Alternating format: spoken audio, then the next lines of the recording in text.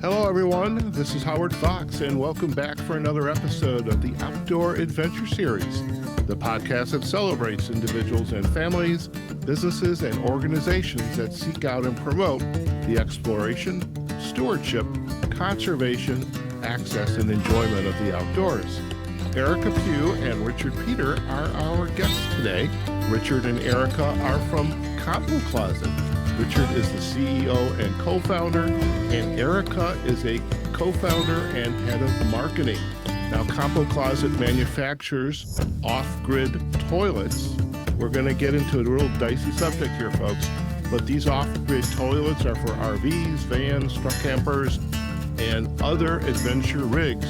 And the company's mission is to help people stay off-grid longer and enjoy a cleaner, simpler travel experience. Richard and Erica, it's a pleasure to have you both on the podcast. Welcome. Pleasure to meet you, Howard. Thank you for having us. Excellent. Now, I do have to ask, I know we are truly an international podcast today. And Erica, where are you sitting right now? I'm in Vienna, Austria. I'm originally from the US, but I've lived for the past 20 years in Vienna. Okay, so you have a little bit of an accent there. I don't know there's an accent quite like that here in the US, but I love it. I love it. Now, I do have to ask, it's 7:00 here. I know it's the afternoon in Europe and in Austria. How do you start your day? With a nice cup of coffee, a croissant, some chocolate? Now, sadly, I'm off the gluten, so it's no croissants, even though I do love them. I usually start off with coffee. So we've got like a little coffee pot, kind of an Italian coffee maker, and a soft-boiled egg is what I'm on. Yeah, that's very good. Into my house.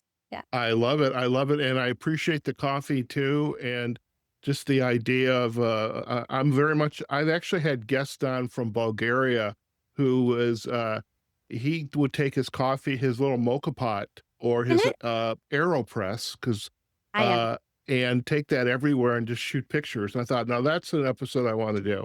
So perfect. Well, welcome to you from beautiful Austria. So hopefully someday I will get there. As I said, I'm an opportunistic podcaster. Richard, where are you dialing in from? I'm calling in from London, right in the middle of London, in a beautiful building called Somerset House. Okay, very nice. London, England. London, for our guests, London, England, the London. Okay. All right. Excellent. And I used to live in London in Chiswick, going off the M4 towards Heathrow. And I always loved the office buildings were called something house, like Somerset House, Chiswick House. And I thought that was always kind of cool. Now, so first off, we're going to get into a dicey topic here, but Richard, I know you are the founder or co-founder, but was this originally, I guess I should ask, whose idea was this? Whose idea was CompoCloset? I think I can take the blame for that one. Okay. It was, I used to work in finance of all things.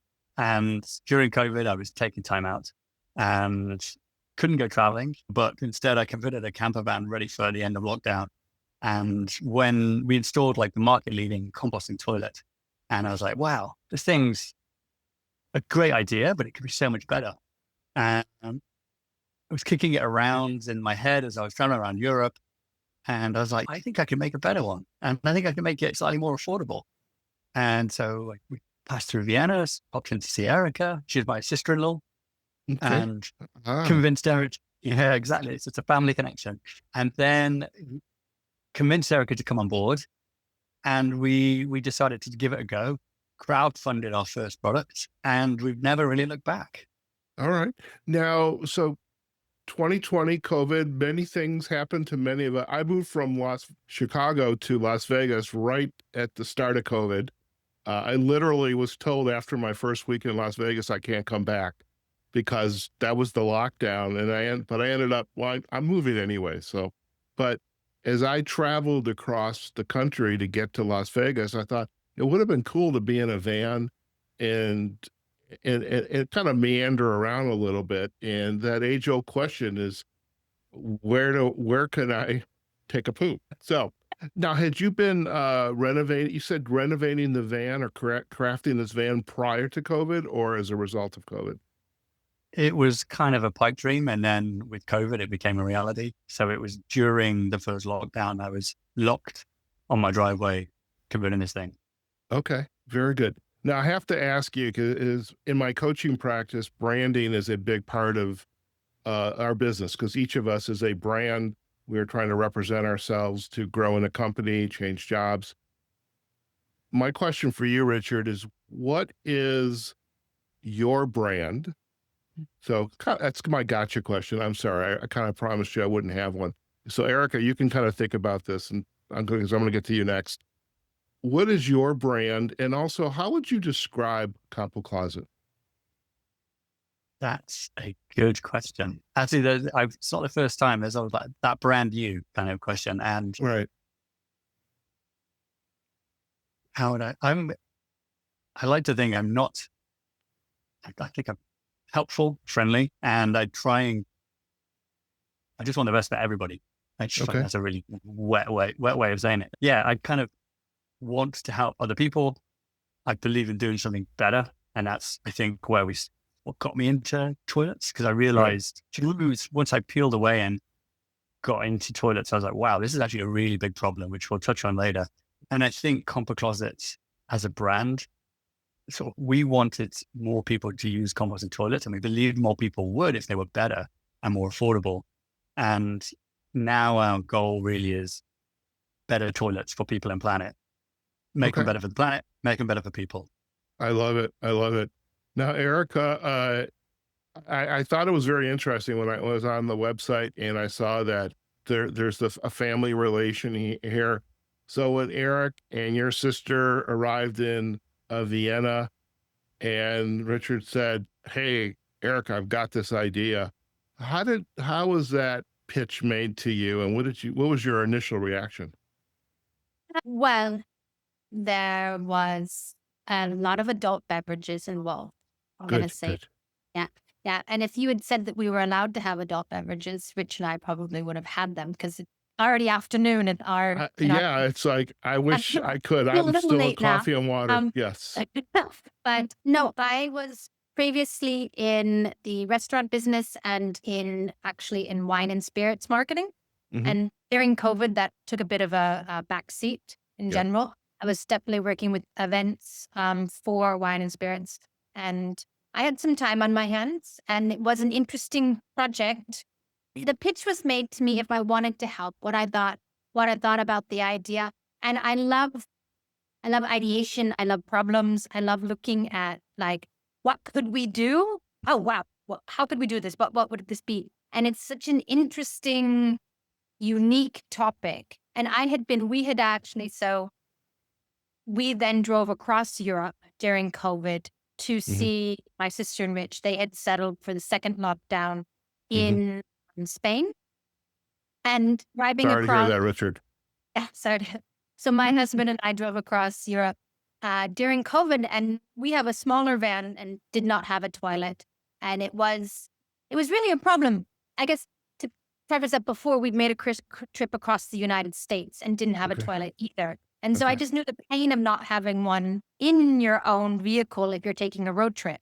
Especially, I have IBS, had, hopefully not anymore. Yay, for Yeah. healthy, holistic cures. It's all Yeah, about the gut.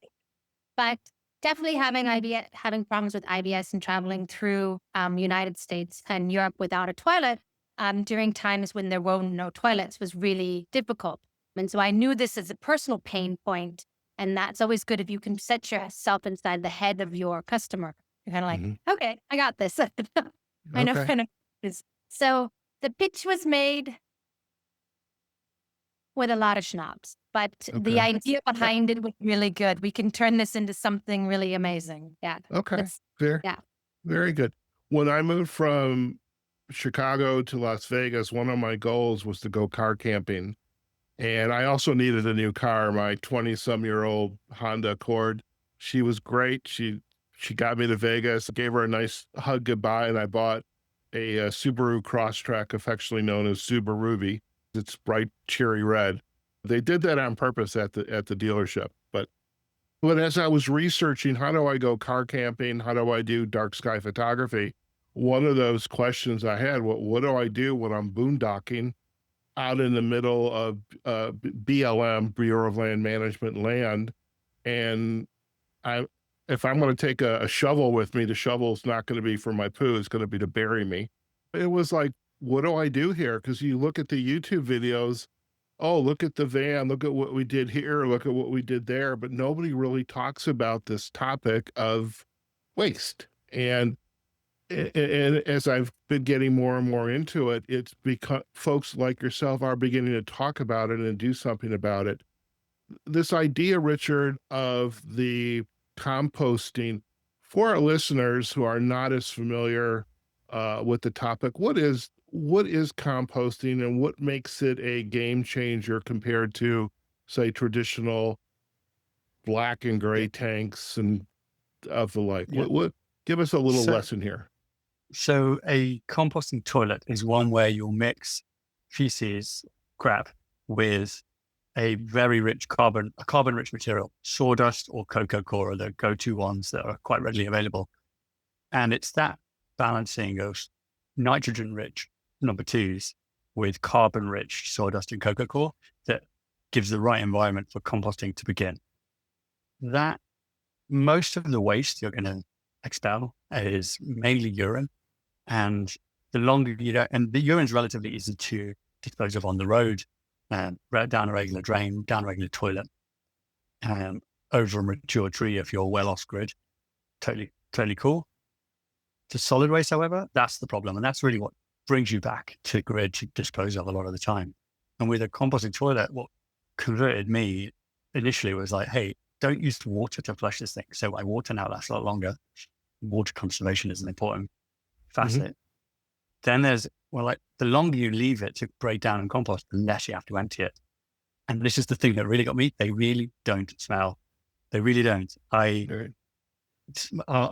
had a friend who said, actually, if you're emptying your composting toilet between trips, it's not a composting toilet. You don't need to. I haven't emptied mine since April. It's now September. It doesn't smell. You're kidding me. No. If I go away on a trip, leave it in there, let it keep going, it's fine. It doesn't smell. It's everything else in your van might smell like a sweaty sock, but you put it away. Amazing. Right. Okay.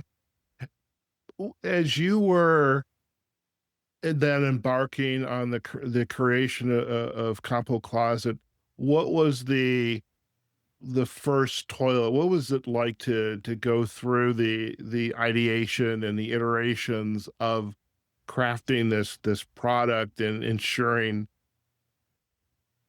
it was comfortable, useful, it did what you expected it to do? What was that like? I actually really enjoyed product design. I am not a product designer, I have to say. I'm like a tinkerer at best. Like I'd love to be in a shed. If you remember Robot Wars from like however many years ago, I was on that in the UK. Okay. So I'm not an engineer. I'm not a product designer, but I do believe I can get to the crux of the problem. And so ideating and designing and trying to solve the problem was really enjoyable for me. I still enjoy it now. And I think we actually ended up realizing that there's two toilets that we needed to make. One was a small portable version for everybody that wanted a portable toilet. And then there's actually a full size unit for bigger RVs or cabins or off-grid tiny houses. And so actually there's two things, and portability, semi-portability, because it takes 12 volts, and full size is the other option. Right. And and then you get to like, what is the crux of the problem with composting toilets? And a lot of them don't have an agitator, which is the thing that mixes it together.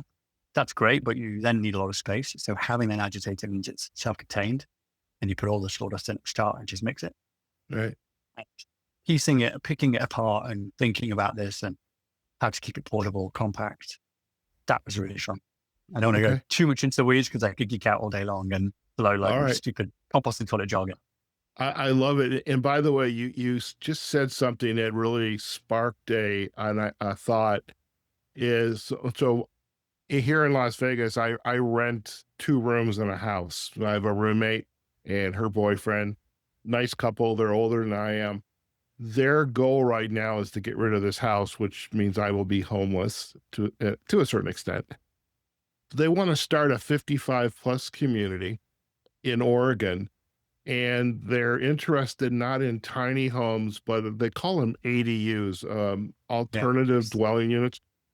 And as I was looking at your website and I was seeing your bigger units, it's like, Connie, Michael, you guys got to check this out. So I think it sounds like we can get very creative and solve the issues, the problems from as basic as I want to go car camping or RVing all the way to I want to live more and more off grid. And you actually have a product products for each one of those markets. So that I don't know if I've simplified it, but that's what just literally dawned on me as we were just chatting about this. Erica, this is for you. How do you begin to prepare to market, say, like the first CompoCloset unit? How do you begin to market it, and where do you go to say, hey, look what we got, guys? That's a really good question. And I'd say I'm more of a doer than a real planner. I lack some of that. And the problem and you've actually just hit on the main problem, or as Richard said, the crux of the problem with our product, is that it is adaptable to so many different markets. And so how do you pick which market? Do you pick the tiny home market? Do you pick boats? Do you pick van life? Do you pick RVs because they're slightly different than vans, or the crowd that you're selling it to? And so it's a difficult question that we've had, and one that we're continuing to evolve. And at the beginning, we kind of used Facebook ads to kind of test different things, honestly. We didn't have a product, so we're like, is this even of interest to people? So we did like a giveaway. We did different things in order just to see what people were interested in it.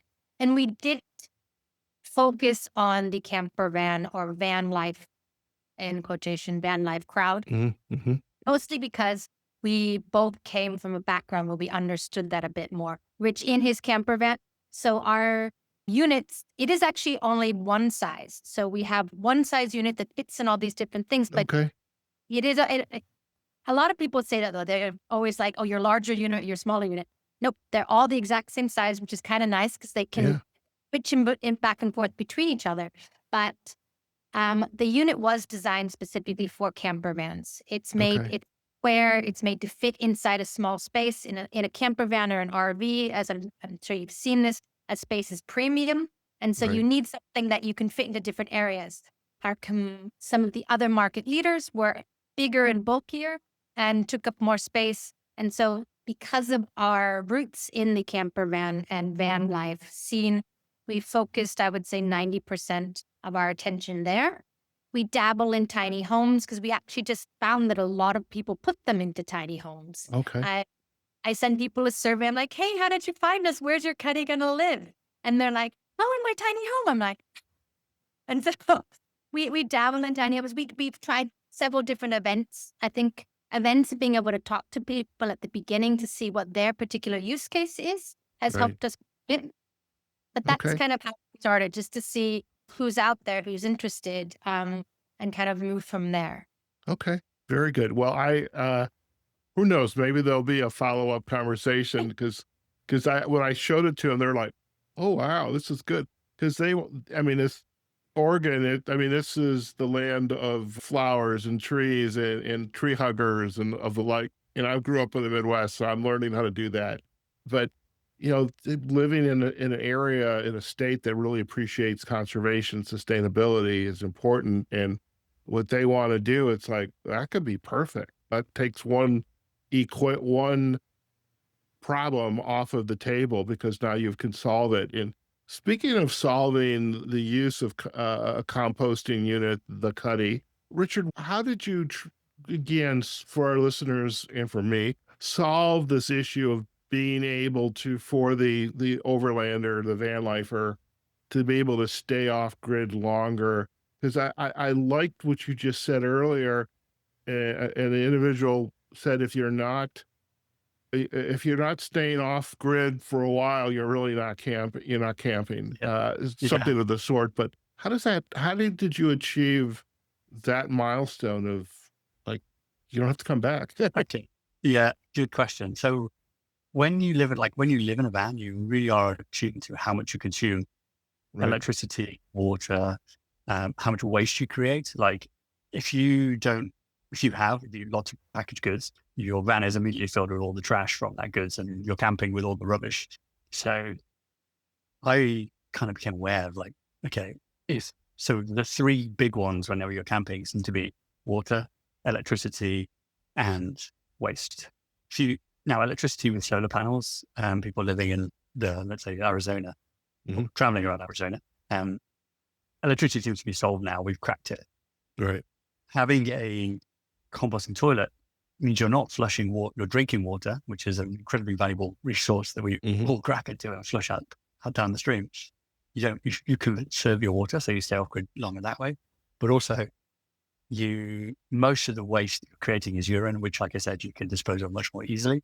And then you're left with the solid waste, which you need to be careful about, like how you dispose of. But because you give it most of that is water, so the more you can give it the time to break down, to dry out, the longer you can stay off grid. And a lot of the time, that's actually the limiting factor. You can carry loads of water, you'll run out, or you can even get like the really big nomadic vans will have like several water purification systems. So electricity and water are solved, but what to do with your crap is still one of the bigger problems when you're traveling around. Okay. What kind of research is going on around the globe around helping to continue to solve some of these questions? That is fascinating. There's a lot, actually. There is a very high profile project by the Gates Foundation called the Reinvent the Toilet Challenge. And it's got some ingenious work by so many different strands, from vermiculture, worm toilets, composting toilets, nano membrane toilets, incinerating toilets, smoldering toilets, not the smoldering composting, it's actually burning stuff, but at very low temperature. And so there's tons of innovation, and we're still seeing the knock-on effects. It was a really incredible project. That's still ongoing in different channels, and there's people with different avenues around how you can solve this, varying from premium, residential. How to solve it depends on the context. Right. For cities, sewage sanitation is still a great idea. It'd be really good if we didn't crap in drinking water, but then you need two sewage systems, or two plumbing systems. For off-grid, we think composting toilets are a great idea, but I'm okay with incinerating and other things. We're still continuing our own research. We were recently partnering with University College London around trying to have continuous thermophilic, so super hot, continuous composting in your toilet. And that research was really successful. And we're trying to see how we could bring it to market. We're looking at actually a completely new type of toilet with another startup, and another way to treat the urine with two other startups. So there's we've got the technology to solve this phenomenally big problem. And I get really excited about this. So I'm going to stop there. But I can tell you're getting very excited. And I was like, I want to come over and just like hang out with you guys. I didn't mean that to be as opportunistic as I meant it, but I love when I'm coaching and I'm working with a client who just loves what they do. You can tell the body language, the energy, the eyes light up, and they're just, and that's ideally what you want. I hate to have a 9-to-5 job sitting at a desk day in, day out. Erica, what's it like to market the Cuddy and the shows? What are some of the challenges you face, and what are you doing day to day to kind of accomplish and getting the word out? I mean, that's a good question. What are some, I would honestly say, so at least at the shows, and so online in different areas, just SEO, normal things and stuff like that. So that just getting the word out that way. I mean, I'm going to just say money is always how much advertising money you have in order to send people things, so just people not knowing about us. But another thing, so at least at the shows, I'd say one thing that is the you factor. There's just the you factor of like, you want to do what? It's the, I want to just flush and forget. That's what, especially in the United States, I find that a lot of, that's unfair. In the UK, we had a lot of people as well. I've not been to everywhere with all of our toilets, so maybe some countries have the U factor as well, but there's just this U factor of like, and they don't make it past that U factor to hear the other benefits, like we're just talking about, like the staying off grid and stuff. I think that we found kind of a niche with the overlanding crowd because they know about these things that they need to do. Whereas the young lifers, they're maybe living in a city, they're able to utilize different things and different waste management. So they're able to manage their waste a bit differently than someone who's really traveling off grid or staying off grid longer. They then have to think about it in different ways. And they're like, okay, let me get over this U factor. And then what do I need? And that's where we have found the niche with the overlanders, because they're like, well, this is better than a bucket. Yeah. And And so there was a YouTube video I was watching yesterday, and there's a guy, he looks like Santa Claus, got this long white beard, and you probably know what I'm talking about. And one of his associates was interviewing this woman who had been, she had a camper van, big Ford Econoline, 12 feet long. And the host asked her, like, how long have you been in the van? What do you do about facilities and this and that? And it was so very much, it's the bucket, it's the shovel, it's being close to a gym where I can go. And I just thought that's kind of defeating the purpose, because if I get out somewhere, I just want to stay there and minimal. I would by the way, I have an idea for you, because the roommate and her boyfriend just came back from a show, and they got those little rubber squeeze balls. You need a Pooh ball or a Cuddy ball, a Cuddy square. You can squeeze it. Absolutely. So feel free to take that idea. It's my gift to you today. I would love if we could take a tour of your website, if that's okay, because I think it's pretty cool. It's very well designed. Who's going to be the navigator for me? I think I'll start, and then Rich can probably jump in with a lot of. We've actually. On that note, actually, one of the things that we always have at shows, like a lot of people are still new to composting toilets, and then they're like, "How does it work?" Seeing one from above and seeing a urine diverter is really important. So when we're on the website, it'd be great to say, "Hey, this is how they work." But anyway, I'm going to leave it to Erica, because she's the website expert. You should jump in then, Rich. Okay. Well, I tell you what, maybe we should. We'll go there. Let's show people how it works first. So, Rich, here's the website. Beautiful website. I love that guy sitting out there. That would be me. I just need a cup of coffee in my hand. Definitely a loo view. Yeah. The loo. Definitely one of the better loos of the view. Okay, let's go to composting. Let's start there on the very left. All right. And if you just scroll down, which is composting. So there's Cuddy, and you can see, let's click on that and click View Cuddy. That's our original product and our biggest seller. And if you look at the pictures and click through, this is a beautiful bamboo lid, and then skip the next one because it's a video. And then we'll go to, this is inside with the agitator. That is not full of poo. Don't worry about it. Okay, that's just like the sawdust and the cocoa. Exactly. All right. Yeah. And the agitator slides back. The bin is removable, so you don't have to disassemble it, which is one of the biggest features. And if you go to the next screen, this is the one I wanted to show you. Okay. Or the one after that, sorry. I skipped that one there. That's the urine diverter. So where those two little arrows are, that's the drop zone, as we call it. So when you're sitting down, everybody sits to pee. Everybody sits down to urine is in the forward section of the toilet and goes into a bottle. And in the back, those two plates are retractable, and you do your business back there, close them off, and you don't have to look at it every time you go for number one. So we call those the marriage saver. And we made that drop zone as big as we could. And when the urine bottle's full, with this little LED, and it tells you when it's time to empty. And that's it. That's the crux of urine diversion. All right. Very good. This is our one of our features that we put in to try and push the boundary of what's possible, is to put in inactivated carbon filter into Cuddy to help reduce odor. And you can also vent externally. All right. But I'll hand over to Erica to navigate you around the rest of the website. Okay. All right. Thank you for that. All right, Erica, it's you and I now. So we gave Rich his moment. A moment of glory. Yes. Yeah. We actually just are in the process of redoing the website, so it does look nice. We have a new member of our team who's been taking care of that, Jack, and we're pretty impressed. We can go to looked at composting. So these are different use cases here that we've got, and it really is then the point that Cuddy can be used in so many different areas. This is in the Cuddy. This is our Cuddy Light. Mentioned before about having an agitator in order to mix the number twos with a carbon-rich material. And this dries it out and condenses it down and lets you stay off grid longer.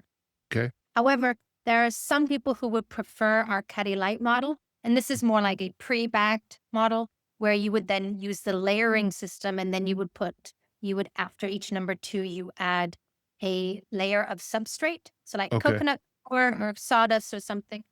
As you are layering it, you are creating a little tower. And so you will not get as much aeration and you will not get as many uses of it because the space will just fill up.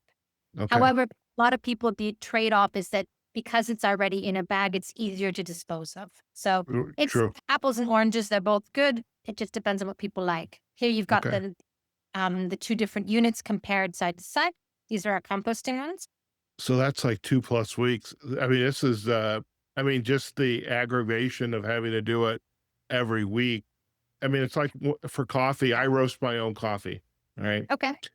And I could also go to the grocery store and buy coffee, and it's probably, well, with tariffs these days, it's increased exceedingly. And so the idea then you've got less material like the bags, and you also have more time off grid, so it's kind of paying for itself. Well, and that's just the time between emptying it. Yeah. But because the materials basically is dry, you can then put that into another container, into a bag itself, and stick it with the rest of your waste in the garage or something of your vehicle, and then empty it. You could stay out almost indefinitely, depending on then your situation and others. Yeah, that's just between changing it out itself, and then how they both work. This is set up here. It says my internet stable, but maybe it's still working. And then some common facts, like how does a composting toilet? We just got through that, and then let's go maybe up top, and we can go. For example, we have a lot of resources. On our website, we've got a more section, and we can go there. These little, every time I move the mouse, it kind of wants to go somewhere. So more, where am I going? Oh yeah, learn more. And learn more, This is just different resources and different things. We can then go, how to choose the best composting toilet for me, composting versus sealing. We are now bringing out a new toilet. We're still on composting, so this is just how you can choose the best one with you, considering your needs, use cases, and stuff like that. Let's go to camper van toilets. Camper van toilets. All right. You're talking about camper vans so much. Yeah. And so we now, if you go down, so choosing a portable toilet for your camper van, what you should think about. And we actually now, here you can see all three of our models. You can see our Cuddy composting toilet, the evolution of making it a simpler to empty unit, and then our brand new toilet, which is the S1 dry flush sealing toilet. And these are all three the same size than before, and they're modular, which is really nice. So they each can be turned into the other one. So you can upgrade your Cuddy Light to a sealer. You can go back and forth between a sealer and a Cuddy. And it's a really nice system if you're not quite sure what you want, or if you have guests who are coming and using your. No, I love it. Yeah.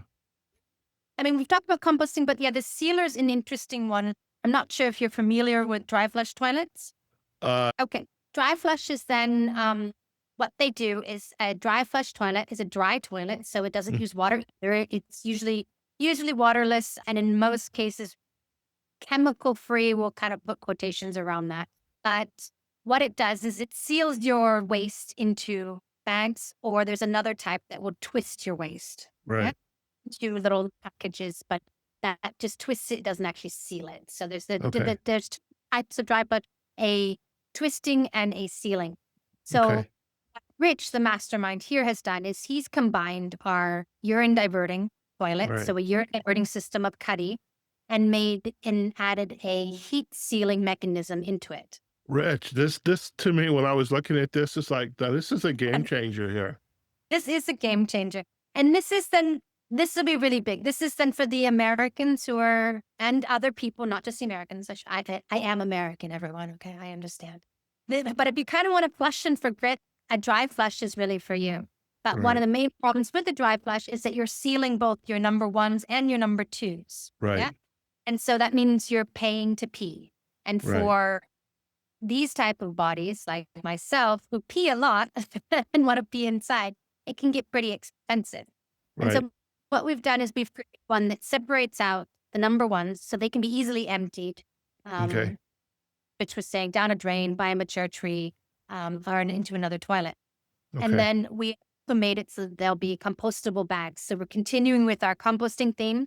So we'll Right. offer type of bags, compostable and plastic bags. So where would this bag go?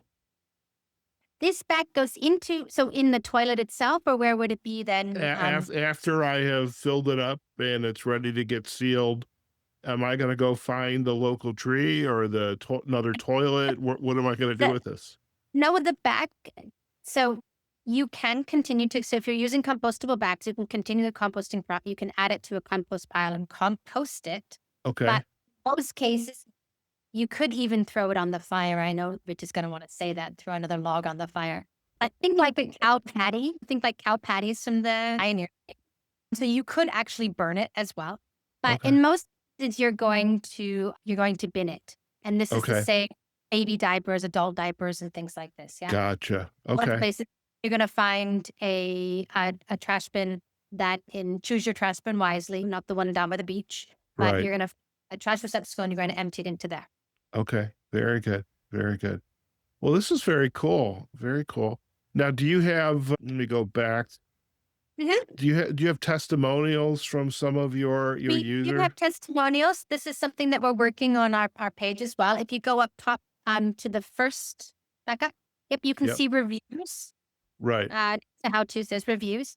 We're still working. So what we have, we're really big in community. We've got something called our Compo crew.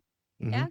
And so from our Compo crew, we are working on getting more than just reviews, but really like little interviews, Sure. and call them our toilet talks, and really getting to know them and their stories, because it's easy to have like a review. I mean, easy, but you can have reviews, but everyone kind of wants to know what the real use case is and what the story is behind it. So they want to know why Julie Yes. loved CompoCloset. And so we've Yeah. got like a toilet talks with Christian Blessing and Karen. Karen lives on a houseboat in the UK, and she Mhm. loves composting toilets. And she had a self-built composting toilet before, and she made that herself. And she loved it for years, but she wanted to upgrade. And see, she was actually part of our original Kickstarter, and she upgraded to Cuddy. And she's been with us from the beginning and absolutely loves it. She loves the fact that it really kickstarts the composting process and works really well for her. Yeah. I love it. I love it. Yeah, No, so this is great.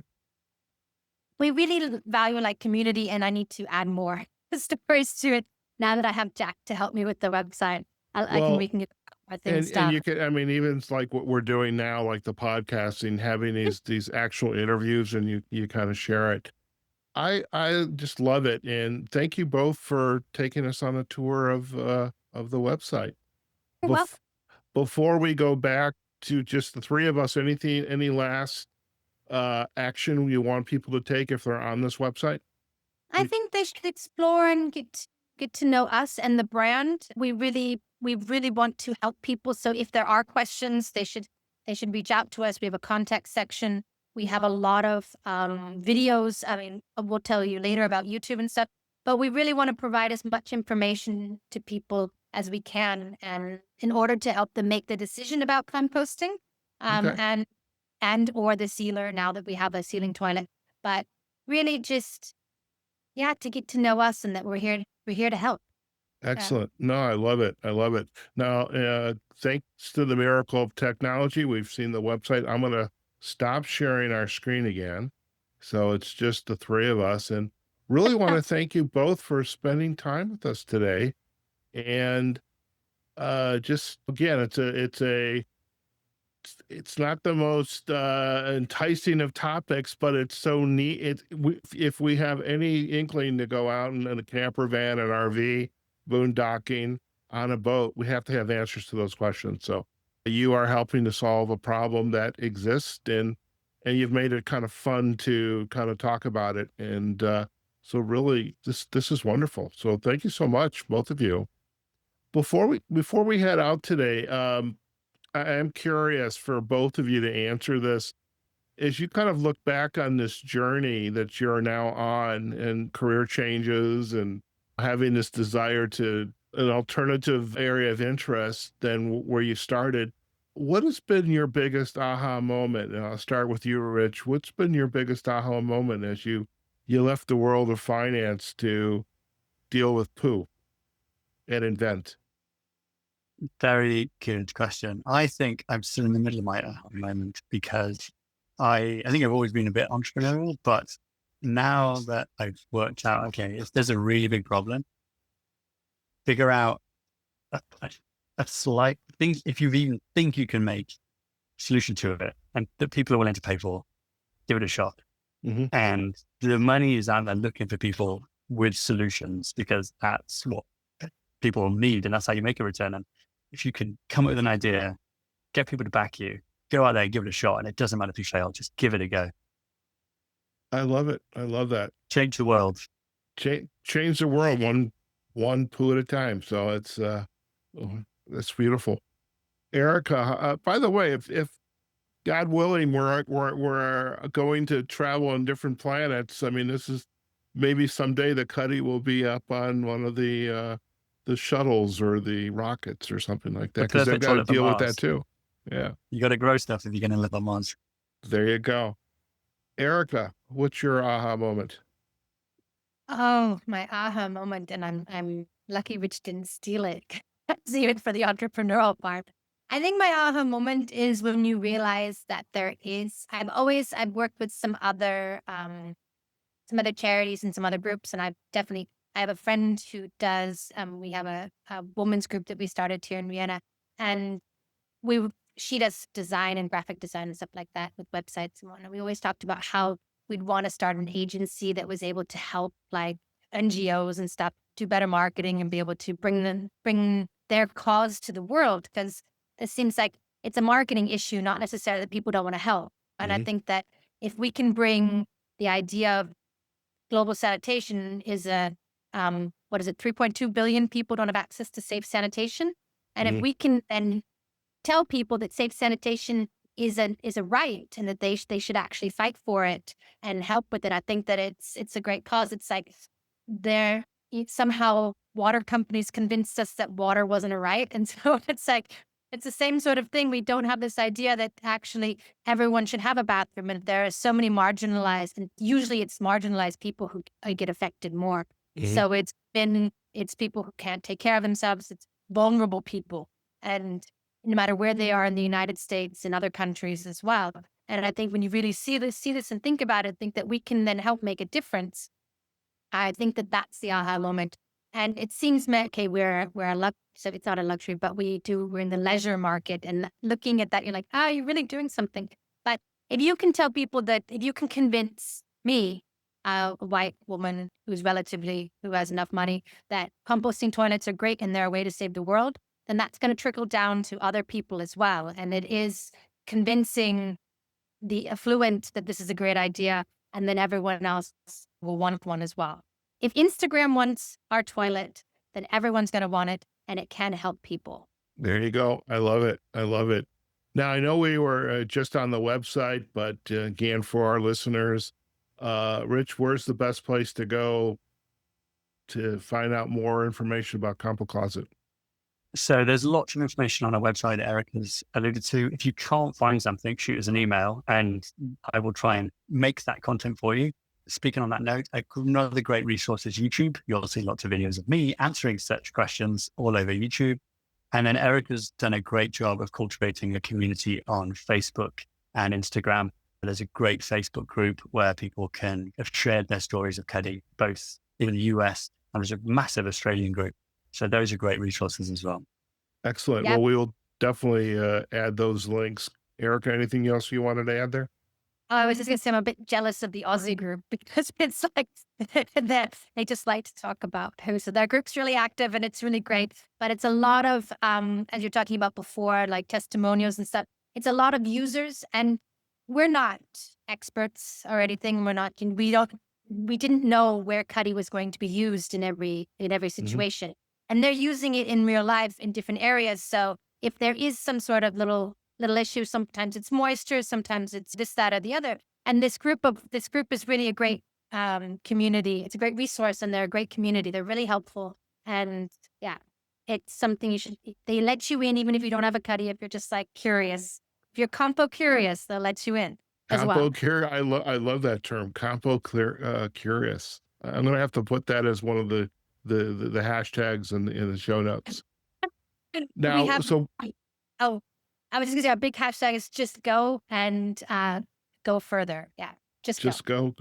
Okay, I'll remember that too. I love it. Now, hey, it's been a pleasure to have you both on the podcast. And Erica, I'm so glad again. Thank you for following me on the Outdoor Adventure series. And okay, who is this person? Oh, that's an interesting topic. This is a great fit for the Outdoor Adventure series. And I am certainly going to have the roommate and her boyfriend. You guys have to check this out for the community in Oregon. So we might be another use case for you. Who knows? Or they might be another use case. But thank you for spending time with me today and with our audience. And I love the international flavor of this. It's always fun to chat with people who are enjoying their life and the work they do, and really are helping to inspire others in solving big issues. And they're all over the world, and that's what I love about the power of podcasting. So thank you both for spending time today.